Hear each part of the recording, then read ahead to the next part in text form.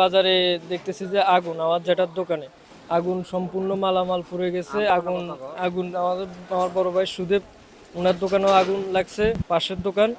আগুন, ভয়াবহ আগুন। ফায়ার সার্ভিস এসে নিয়ন্ত্রণ করছে।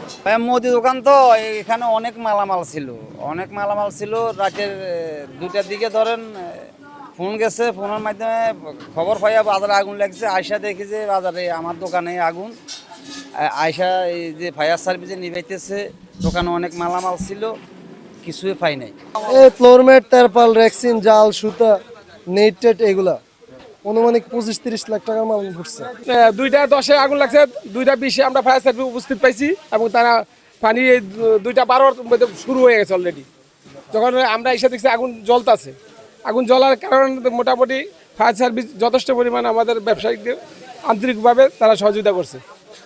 আর বাজারে ফায়ার সার্ভিস যথেষ্ট চেষ্টা করছে নিবার জন্য, কিন্তু বাজারে যে আপনার যে পানির যে ফায়ার ব্রিগেড লাইনটা আছে, ওই লাইনে ডিস্টার্ব থাকার কারণে আজকে 2 মাস ডিস্টার্ব, এই ডিস্টার্বের কারণে যদি ওই লাইনটা ভালো থাকতো তারা আরও দ্রুত আগুন নিয়ন্ত্রণে আনতে পারতো। তখন ওইটা না থাকার কারণে তারা লাইনটা পুকুরে দিতে হয়েছে, তারপরে আপনার দেরি হয়েছে।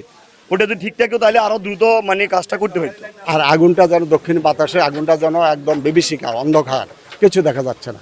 তবু হ্যাঁ, ধুমায় কিছু দেখা যাচ্ছে না।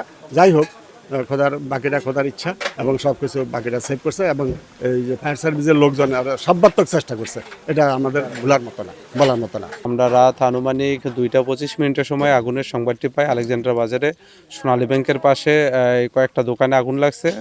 এই সংবাদটি পেয়ে আমরা দ্রুত সময়ের মধ্যে এসে আগুনটাকে নিয়ন্ত্রণ করি, যার কারণে অনেক টাকার ক্ষয়ক্ষতি সহ আমরা নির্বাপন করতে সক্ষম হয়েছি। এবং এই সক্ষমতায় জনগণ এবং পুলিশের সহযোগিতা আমরা সহজে অল্প সময়ে আগুনটা নিয়ন্ত্রণ করতে পারছি।